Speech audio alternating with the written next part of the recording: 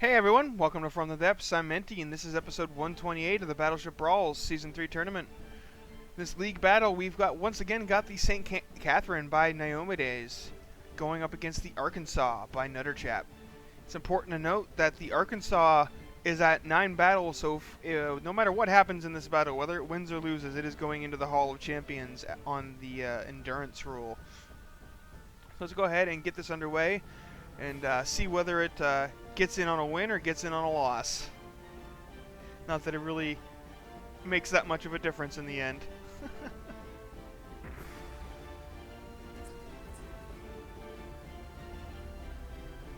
St. Catherine's first volley hitting. Ooh, looked like it did some. Yep, popped that front turret straight off, and the Arkansas's return volley did pretty much nothing. Second volley from the St. Catherine comes in. That one was a lot less effective.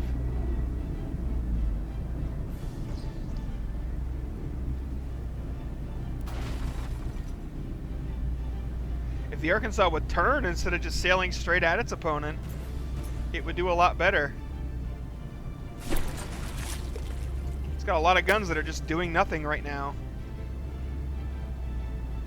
Uh-oh, we might have a head-on collision, folks. Because from the depths AI. Oh, there we go. The Arkansas is finally turning. Oh, but it may have just taken a shot straight into one of those guns there.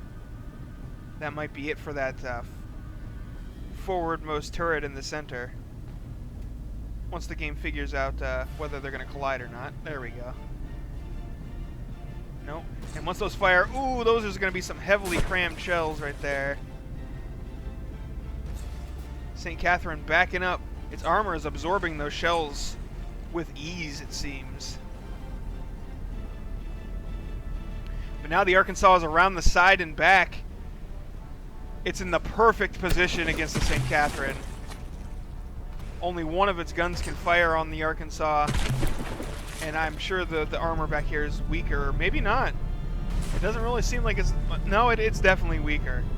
Yeah, definitely weaker back here.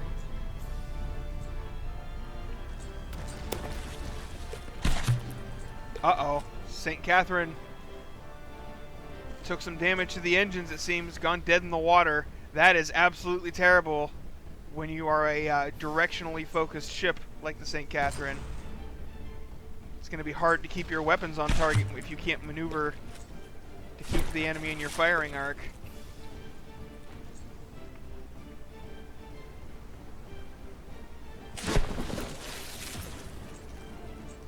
Arkansas took a lot of damage to its forward section in the initial approach, but survived through it, and now it's in just the perfect position against the St. Catherine. It could not be. Oh, that was a hit straight to that turret, and most of the guns, like the armor, survived, but those explosion rules means it cored in and annihilated the inner bits. So even though all that heavy armor is there, the turret is still destroyed. More or less.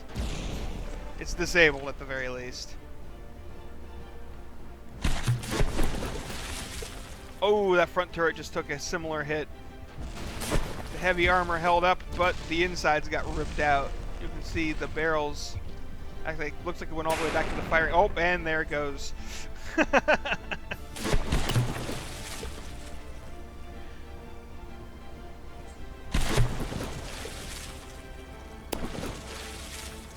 St. Catherine only has this one gun available, and it's not even trying to turn and fire. I don't know if oh yeah, that turret armor is not nearly as good in the back now, is it? And with no functional weapons left, it's pretty much all over for the St. Catherine, even though it started out really strong.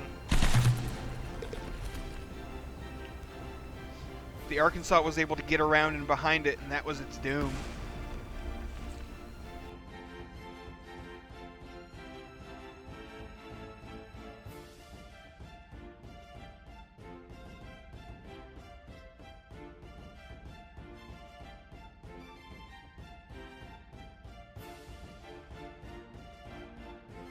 Alright folks, there it is. The St. Catherine is 2 damaged and going to despawn.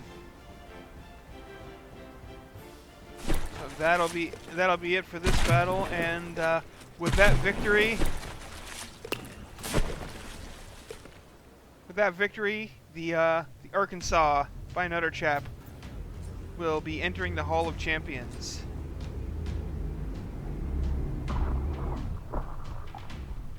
So congratulations there, Nutter Chap. You've made 2 vessels for this tournament, and both of them have at least made it to champion. One of them...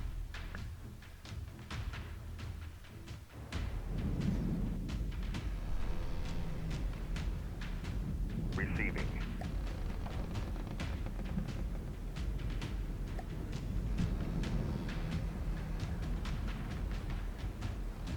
Alright folks, so here we are, the BB-33 Arkansas by Nutter Chap. Very nice looking ship. I believe I mentioned it before, it may have been a completely different ship, but it looks more like a cruiser than a battleship to me, but it is definitely a warship. Most definitely a warship. I don't know why it looks like more like a cruiser than a battleship. Like, it's not the largest vessel, and with only the dual barrel cannons. I don't know, it just doesn't say battleship to me, it says cruiser. I could be entirely wrong, I don't know, but that's just how I feel about it. So yeah, let's go ahead and see how fast this thing goes.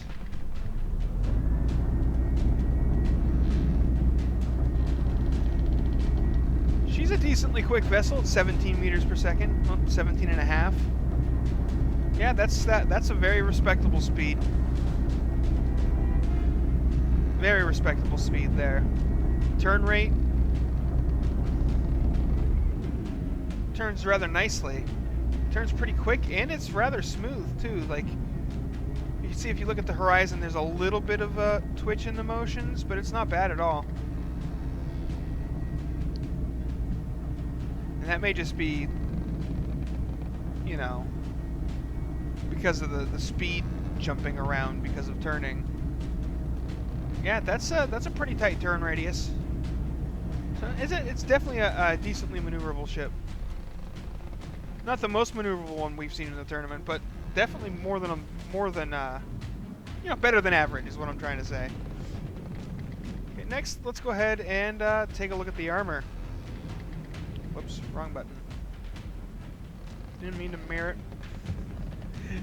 Those buttons aren't even anywhere near each other, and it's whatever, you know. So, looks like looks like the entire armor scheme, at least for the outer hull, is a metal slope block of some sort. What? No. Hold on. Let me double check this. So yeah, it's basically seems like it's a metal slope block of some sort, whether it be a triangle corner, inverted triangle corner, an actual diagonal cut slope or whatever, but a metal slope block followed by a layer of stone, followed by an inner layer of metal. It looks like there's wood in some places, wood then metal, then stone, then metal. Okay, so a little on the light side on armor. Like I would call it heavier light armor. Like, it's not super light, but it's not very heavy either. Like, this outer armor is not going to stop many cram shells. Like, it's gonna, like, even high explosive shells are gonna not have too big of a problem blowing through this. At least up here. Down here, you've got, at the waterline, you've got this bulge armor. It's a little wider, a little thicker, but the armor itself isn't all that strong. But what is strong is all this space. While those shells, while that armor may not be very heavy, oh, it's actually when you get to the okay, when you're actually at the turret. Oh no, no, this is a space right here. When you get to the turrets, though, there's more stone, metal, some heavy armor reinforcements, some more metal on the inside. So there's you know, a low-medium amount of armor on the outside of the hull. And then you've got all this space, which is very nice. That'll help mitigate explosions.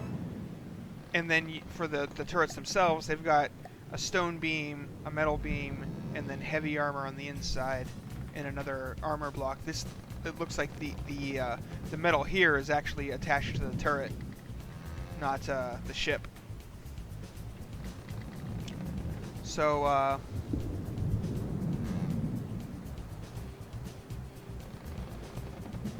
so this is another, and it's decent armor. I'd call this medium armor here,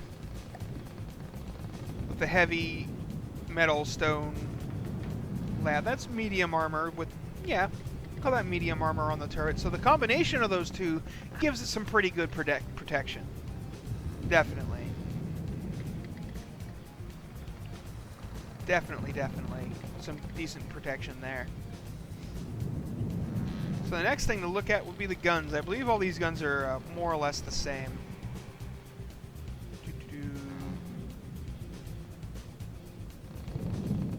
Let's see. Yep, they're the same. So I'm gonna go ahead and grab one of these. Save the sub-object. Oh, no, I don't want to destroy it. Let's come out over here. Load in my weapon test platform, and I'll make sure to shoot the target thing with the gun this time. I had a whole bunch. I know a lot of people were disappointed that I didn't do that with do that before, but I'll go ahead and make sure to do that this time. Only 17,000.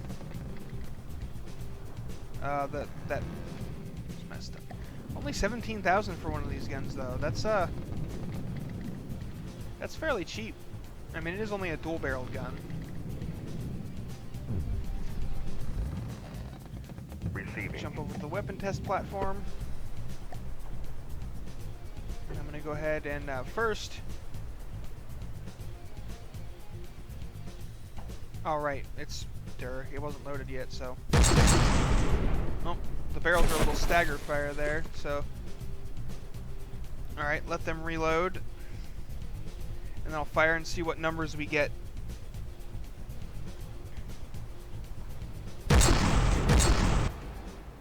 $11,000 kinetic, 9,000 explosive. So those are actually some fairly light shells. Like, they've got good piercing. Like, they've got a really good, with 78 armor piercing and 11,000 kinetic damage, they're going to be able to go through a lot of blocks and then detonate. And with a 0.06 second impact time fuse at its muzzle velocity is probably about a 10 meter penetration, give or take. It's the 179. It's something like that. Why is the gun, like, I don't even have it selected, but it's spinning around like crazy. I don't understand what's going on. What are you doing, gun? This gun is drunk. But anyway.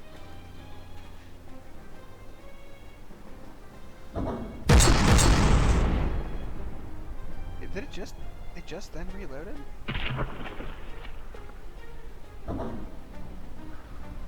There must be some sort of firing restriction set up on it that's causing some issues. There we go, fired at the target. As you can see, it went through the... No, stop repairing. Dang it. Went through here, and it did manage to break one of the heavy armor things back here. But I mean, this is a dual heavy armor beam layer. Like, it's going to be pretty difficult to get through that.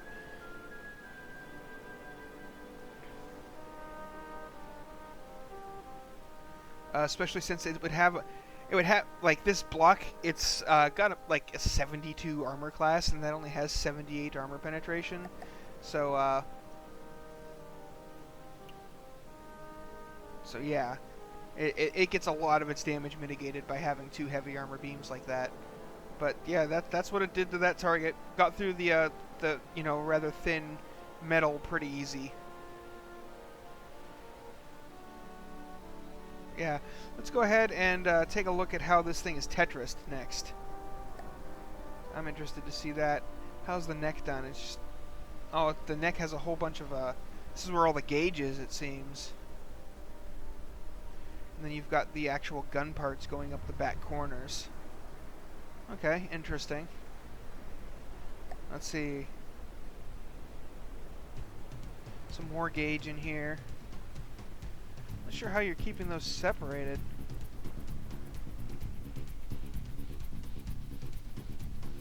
Looks like... Oh, I think they're separated front and back. Yep, that's exactly what it is. They're mirrored front and back with the gauge there.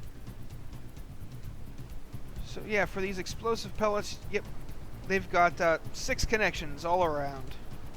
Maximum number of connections, which is pretty... This is some pretty advanced Tetrising here. Some efficient connections. Let's see, these each have 46 explosive and 48 hardening materials. Yeah, okay. To have 2 guns that can deal 11,000 and 9,000 kinetic and explosive damage, respectively, per turret for only 17,000 materials, this is a really good gun. Like, this is an extremely good turret. It is like the epitome of efficiency here. And it's got a 14.22 second reload time on a 1980mm gauge. That's really good. Everything about this gun is really good, except maybe how tall it is. It's a bit tall. But I think that's probably different between the guns, because some of them are like, I probably pulled one of the ones that are, you know, tiered above the other one. So they just kind of have to be like that. But it is a little on the tall side, which makes it somewhat exposed. If this neck gets hit, the turret's basically done. So if a plunging fire shell were to come in and hit right here, well, no, it's got heavy armor around that, so it may survive. But if it gets hit by more than one shell, that'll be it. It'll be done. So yeah, this has been the BB-33 Arkansas by Nutterchap, a very well-made, well-crafted ship, fast, maneuverable, durable, effective, and efficient weapons, and it looks great. Like I said, it doesn't say Battleship to me, it says more like Cruiser, but I mean, Battleship Brawl is just the name.